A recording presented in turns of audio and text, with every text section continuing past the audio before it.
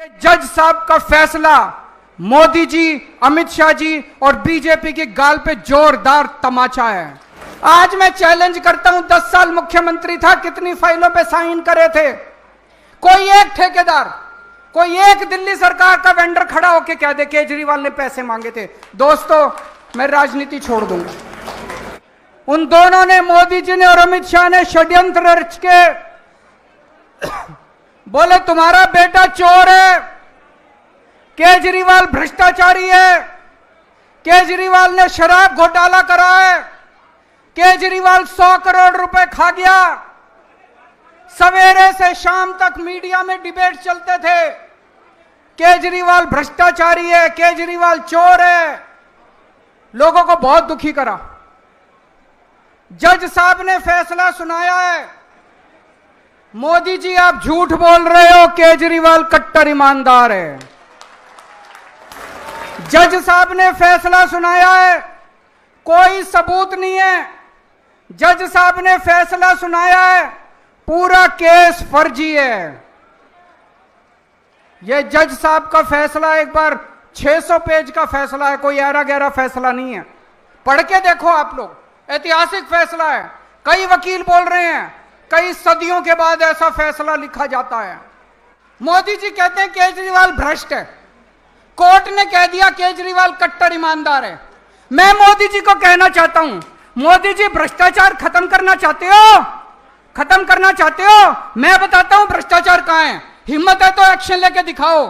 गुजरात के अंदर 20,000 करोड़ रुपए का कोकेन, हीरोइन पकड़ा गया। मोदी जी हिम्मत है तो एक्शन लेके दिखाओ। गुजरात के अंदर 30,000 करोड़ रुपए की नकली दारू बिकती है हर साल। मोदी जी हिम्मत है तो बंद करके दिखाओ। आपने अपने दोस्त को 1,000 एकड़ जमीन, अरबों खरबों रुपए की 1,000 एकड़ जमीन 1 रुपए में दे दी। हिम्मत है तो एक्शन लेके दिखाओ मोदी जी। मोदी जी ब्रिजेस का, पुल का उद्घाटन करके आते हैं। कितनी बार होता है सड़क का उद्घाटन करे हुए 1 महीना नहीं होता, ब्रिज गिर जाता है, सड़क टूट जाती है। मोदी जी हिम्मत है तो एक्शन लेके दिखाओ। आप पूरे देश में पेपर लीक कर रहे हैं, मोदी जी हिम्मत है। मोदी जी एक्शन नहीं लेंगे, किसी में एक्शन नहीं। क्यों? या तो मोदी जी खुद उस घोटाले में शामिल है, या उनकी पार्टी के लोग शामिल हैं, या उनके दोस्त शामिल है उन घोटालों के अंदर। भ्रष्टाचारी मैं नहीं हूं, भ्रष्टाचार मोदी जी खुद कर रहे हैं। दोस्तों, इनके खिलाफ एक्शन नहीं लेंगे, इनको जेल में नहीं डालेंगे। किसको जेल में डालेंगे? सोनम वांगचुक को।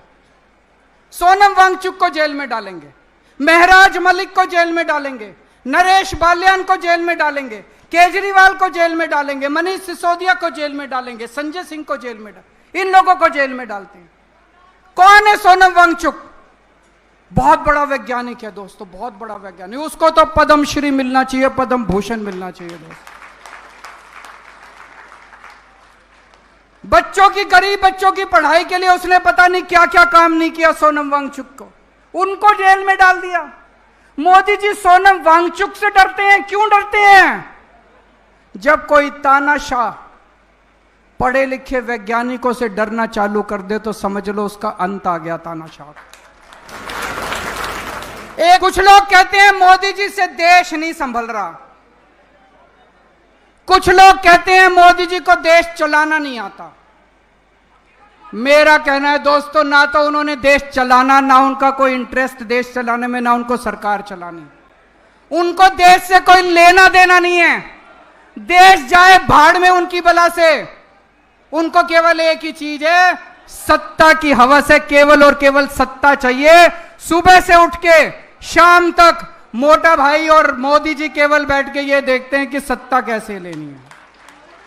सत्ता के लिए तरह तरह के षड्यंत्र रचते हैं, तरह तरह के षड्यंत्र करते हैं। इनको चाहे SIR करनी पड़े, चाहे वोटर लिस्ट से नाम काटने पड़े, चाहे वोटर लिस्ट में नाम जोड़ने पड़े, चाहे पैसे बांटने पड़े, चाहे साड़ियां बांटनी पड़े, चाहे लोगों को मरवाना पड़े, जो मर्जी करना पड़े। इनकी बला से देश भाड़ में जाए, इनको केवल सत्ता चाहिए।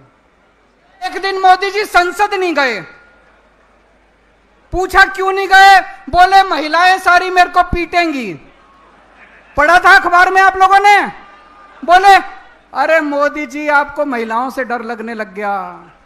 संसद में नहीं गए, बोले मेरे को सारी महिलाएं पकड़ के पीटेंगे। आपको सोनम वांगचुक से डर लगता है, आपको महिलाओं से डर लगता है, आपको केजरीवाल से डर लगता है, आपको ट्रंप से डर लगता है, आपको अमेरिका से डर लगता है। अरे डर डर के कितना जियोगे मोदी जी, थोड़ी तो हिम्मत दिखाओ।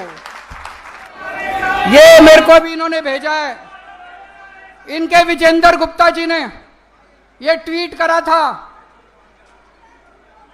ये ट्वीट है 11 नवंबर 2024 का। मैं सभी बस मार्शलों को आश्वस्त करता हूं कि भारतीय जनता पार्टी दिल्ली की सत्ता में आते ही 60 दिनों के अंदर बस मार्शलों को नियमित कर देगी। हो गए भाई नियमित?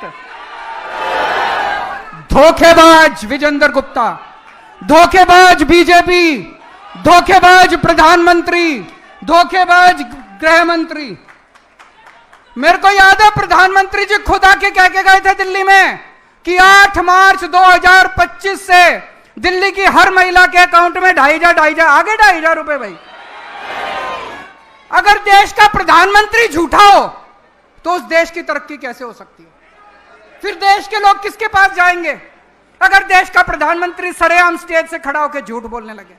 आज यहां पे बस मार्शल आए हुए हैं, 10,000 बस मार्शल निकाल दिए, 10,000 डीटीसी कंडक्टर, डीटीसी ड्राइवर निकाल दिए इन लोगों ने, मोहल्ला क्लिनिक के कर्मचारी निकाल दिए इन लोगों ने, डिम्स के कर्मचारी निकाल दिए इन लोगों ने, हॉस्पिटल में काम करने वाले डेटा एंट्री ऑपरेटर निकाल दिए इन्होंने। अरे इतनी महंगाई में मुश्किल से नौकरी मिलती है, अगर 2 लोगों को नौकरी दे सको तो दे लो, नहीं तो कम से कम लोगों की नौकरी तो मत छीनो दोस्त। आज पूरी दिल्ली दुखी हो रही है इन लोगों से। सारी सड़कें टूटी पड़ी हैं, चारों तरफ गंदगी गंदगी हो रही है, लोगों के घर में काला पानी आ रहा है, पीने का पानी नहीं है। पहले हमारे टाइम में 24 घंटे बिजली मिलती थी, अब बिजली के लंबे लंबे पावर कट चल रहे हैं। पूरी दिल्ली बर्बाद हो गई। आज दिल्ली वाले याद कर रहे हैं यार इससे तो केजरीवाल ही अच्छा था।